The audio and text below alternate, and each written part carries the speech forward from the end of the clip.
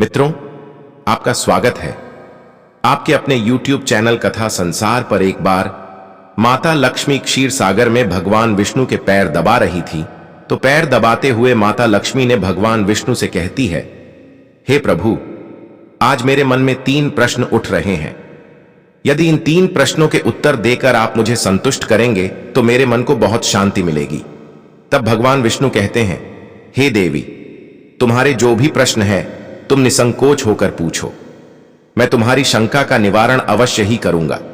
तब माता लक्ष्मी कहती हैं, हे प्रभु, वह कौन सी स्त्री होती है जिसके भाग्य में संतान सुख नहीं होता है?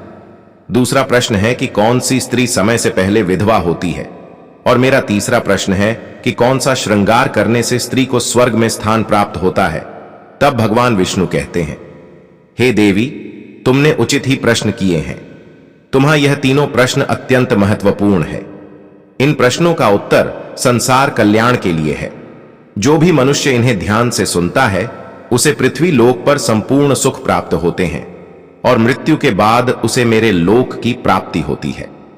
भगवान विष्णु देवी लक्ष्मी से कहते हैं, हे देवी, आज मैं तुम्हें एक अत्यंत पवित्र कथा सुनाता हूं। इस कथा के माध्यम से तुम्हारे सभी प्रश्नों का उत्तर तुम्हें प्राप्त होगा, लेकिन तुम्हें इस कथा को ध्यान से पूरा सुनना होगा। इस कथा को कभी आधा अधूरा नहीं सुनना चाहिए। इस कथा में समस्त संसार का कल्याण छिपा हुआ है। जो भी इस कथा को ध्यान से पूरा सुनेगा उसके मैं 12 अपराध क्षमा करता हूं। तब देवी लक्ष्मी कहने लगी, प्रभु, मैं आपको वचन देती हूं कि इस कथा को मैं पूरे मन और लग्न से सुनूंगी। आप कृपया उस कथा को आरंभ करें। तो दोस्तों, आप सभी से एक विनती है कि आप भी इस कथा को पूरा जरूर सुने। इसे आधा अधूरा सुनना पाप माना जाता है। कथा शुरू करने से पहले कमेंट में जय मां लक्ष्मी और जय श्री हरि विष्णु अवश्य लिखें। साथ ही वीडियो को लाइक करना ना भूले। तो चलिए आरंभ करते हैं। भगवान विष्णु कहते हैं, हे देवी, एक समय की बात है। मध्य देश में एक छोटा सा नगर था। उस नगर में एक सेठ रहता था। उस सेठ के 2 पुत्र थे और सेठ के दोनों बेटों का विवाह भी हो चुका था।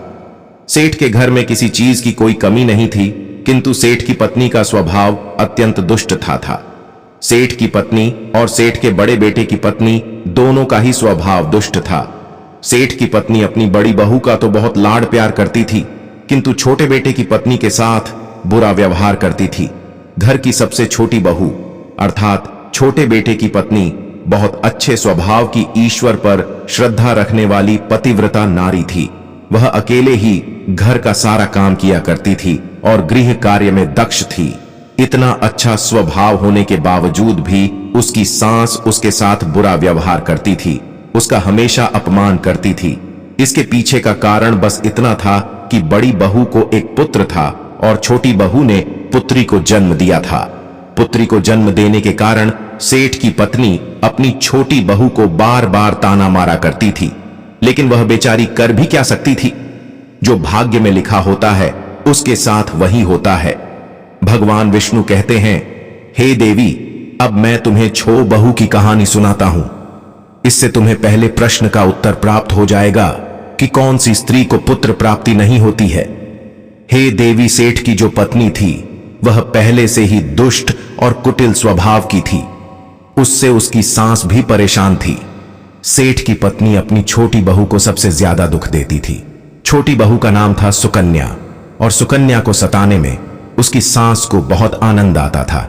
सुकन्या बेचारी रोज सुबह वह ब्रह्म मुहूर्त में जागकर अपने घर के काम करती थी और दिन भर काम करने के बाद उसे रात्रि को ही सोने को मिलता था। इतना होकर भी सेठ की पत्नी अपनी छोटी बहू से द्वेष करती थी।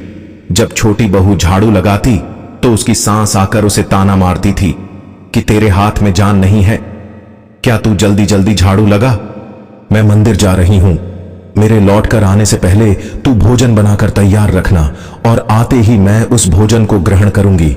और सुन, अन्न का एक दाना भी बर्बाद ना हो पाए। बेचारी सुकन्या चुपचाप अपनी सास का अत्याचार सहन करती थी और उसकी सास की हर आज्ञा का बड़ी ही विनम्रता से पालन करती थी। फिर छोटी बहू खाना बनाते हुए सोचने लगी कि मैं घर का इतना काम करती हूं, लेकिन फिर भी मैं चैन की सांस नहीं ले पाती हूं। मेरी सासू माँ किसी न किसी बात को लेकर मुझे ही ताना मारती रहती है। पता नहीं कब उनकी ताना देने की आदत जाएगी। सुकन्या इतना सोच ही रही थी कि तभी घर के दरवाजे पर खटखटाने की आवाज सुनाई दी। छोटी बहू ने सोचा, अभी तो भोजन तैयार भी नहीं हुआ है, लगता है मेरी सासू माँ आज जल्दी लौट आ गई, अब वह फिर से ताना मारेगी। तब सुकन्या ने दरवाजा खोला तो उसने देखा कि द्वार पर एक सन्यासी खड़ा हुआ है।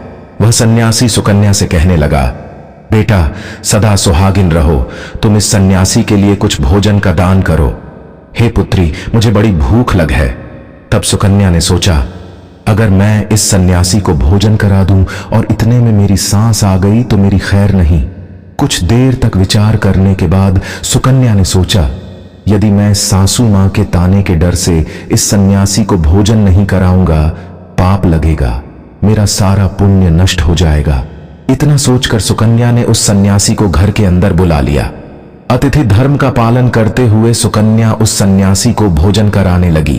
उतने में ही उसकी सास घर पर आ पहुंची और उस सन्यासी को घर के अंदर भोजन करते हुए देखकर उसे बहुत गुस्सा आ गया। वह चिल्लाते हुए सुकन्या से कहने लगी, यहां पर क्या किसी प्रकार का भंडारा या दावत चल रही है जो राह चलते भिखमंगों को घर में बिठाकर खिला रही हो? सुकन्या ने अपनी सास से बड़ी विनती की, लेकिन सुकन्या की सास ने बहू की एक नहीं सुनी और उसकी सास ने उस सन्यासी को घर से बाहर निकाल दिया और उसके भोजन को उठाकर कचरे में फेंक दिया। उसके बाद वह सास सुकन्या पर गुस्सा करने लगी, अरे दुष्ट औरत, मैंने तुझे कहा था कि अन्न का एक दाना भी बर्बाद नहीं होना चाहिए, लेकिन तूने क्या किया, उस भिखमंगे को इतना सारा भोजन दे दिया।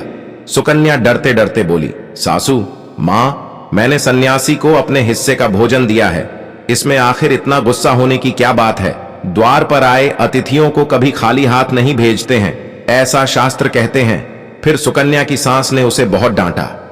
दोनों के बीच कई देर तक बहस हुई और सुकन्या की दुष्ट सास ने गुस्से में आकर सुकन्या को धक्के मारकर घर से बाहर निकाल दिया और घर का दरवाजा बंद कर दिया। सुकन्या देर तक घर के मुख्य द्वार के सामने खड़ी रही और बाहर से अपनी सास को आवाज देने लगी। सुकन्या की सास ने एक नहीं सुनी और उसे घर के अंदर आने नहीं दिया। फिर सुकन्या दुखी और उदास होकर अपने मायके के लिए निकल गई। मायके जाने के रास्ते में बहुत बड़ा जंगल पड़ता था। सुकन्या भूखी प्यासी रहकर उस जंगल के रास्ते पर से चलने लगी। तभी उसी समय अचानक जोर जोर से बादल गरजने लगे और मूसलाधार बरसात होने लगी। बारिश से बचने के लिए सुकन्या एक वृक्ष के नीचे जाकर खड़ी हो गई। वहां पर सुकन्या ने देखा कि पेड़ के नीचे में कोटर बना हुआ है। फिर वह बिना देरी किए जल्दी से उस कोटर में घुस गई। कोटर में जाने के बाद सुकन्या ने देखा कि अंदर कोई साधु महात्मा बैठे हैं। वह सन्यासी कोई और नहीं बल्कि भगवान विष्णु ही साधु का रूप धारण करके बैठे हुए थे। जब उस साधु ने उस सुकन्या को देखा तो बोले, हे पुत्री, तुम इस घने जंगल में अकेली क्या कर रही हो? रोना बंद करो, मैं तुम्हारे बारे में सब कुछ जानता हूं। तुम्हारे ससुराल वाले अत्यंत दुष्ट स्वभाव के हैं और वे तुम्हें बहुत दुख देते हैं। इसका कारण केवल बस इतना है कि तुम्हें पुत्र की प्राप्ति नहीं हुई है। पुत्री को जन्म देने के कारण तुम्हें तुम्हारी सास के ताने सुनने पड़ते हैं। हे पुत्री, तुम चिंता मत करो, मैं तुम्हें एक पर्ची देता हूं। इस पर जो भी उपाय लिखा हुआ है, तुम उस उपाय को पूरे मन के साथ करो, फिर तुम्हें एक गुणवान पुत्र की प्राप्ति होगी। फिर सुकन्या ने वह पर्ची ली और वह साधु वहां से अचानक से गायब हो गए। यह चमत्कार देखकर सुकन्या बहुत प्रसन्न हुई और जब बारिश रुकी तो सुकन्या का पति उसे ढूंढते हुए उस स्थान पर पहुंच गया। सुकन्या ने अपने पति को सारी हकीकत बता दी और फिर दोनों ने ही घर वापस ना जाकर उसी जंगल में रहने का निर्णय लिया। वहीं पर रहते हुए एक दिन सुकन्या के मन में पुत्र प्राप्ति का ख्याल आया और वह मन ही मन सोचने लगी कि यदि मेरा भी कोई पुत्र होता तो आज ससुराल में मुझे बहुत ज्यादा इज्जत मिलती।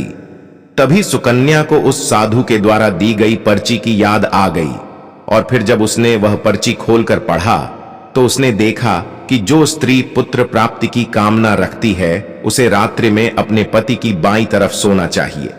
ऐसा करने से कुछ समय बाद में बाईं करवट लेटने से नाक का दाहिना स्वर और दाहिनी करवट लेने से नाक का बायां स्वर चालू हो जाता है।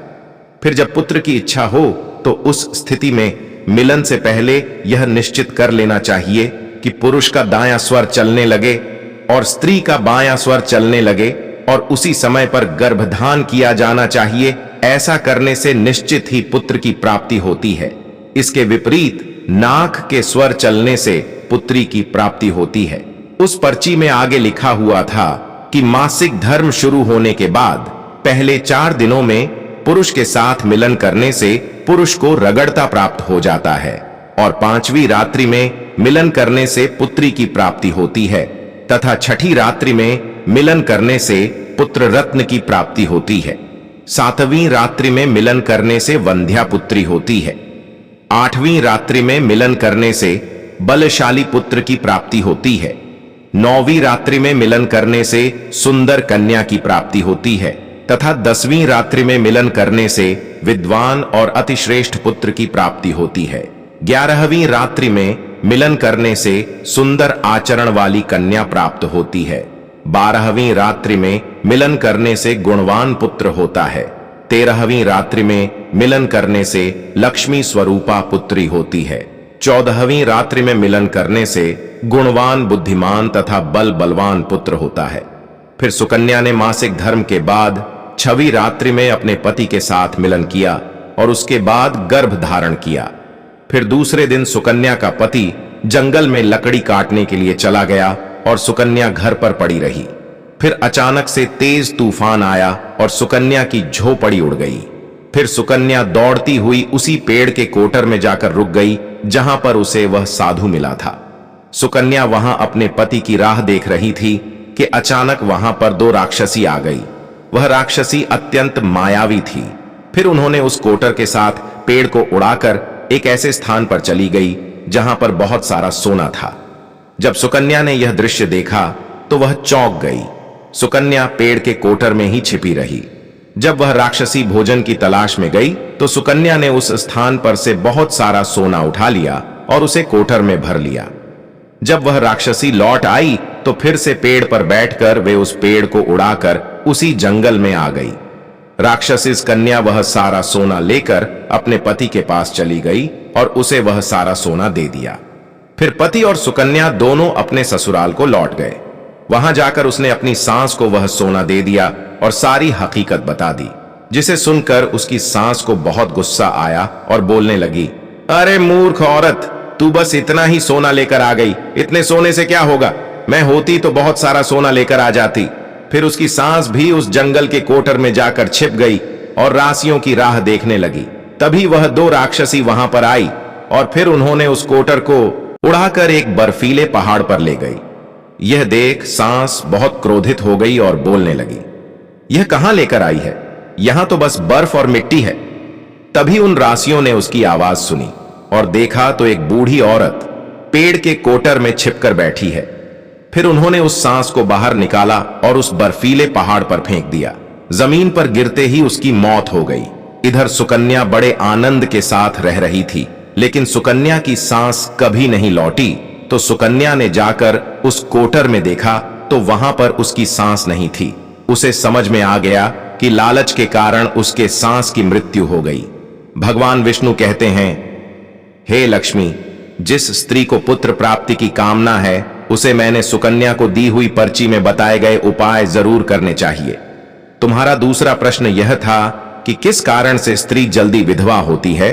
तो जो स्त्री अत्यधिक लालच करती है वह स्त्री जल्दी विधवा होती है, और जो स्त्री चरित्र का गहना पहनती है उसे मृत्यु के पश्चात स्वर्ग की प्राप्ति होती है। एक स्त्री को अपने चरित्र का त्याग कभी नहीं करना चाहिए। तो दोस्तों, इस प्रकार से भगवान विष्णु ने माता लक्ष्मी को यह कथा सुनाई थी। उम्मीद है आपको यह कथा पसंद आई होगी। वीडियो को लाइक जरूर करें और कमेंट में जय मां लक्ष्मी, जय श्री कृष्ण जरूर लिखें। साथ ही हमारे चैनल कथा संसार को सब्सक्राइब करें। आप सभी का धन्यवाद।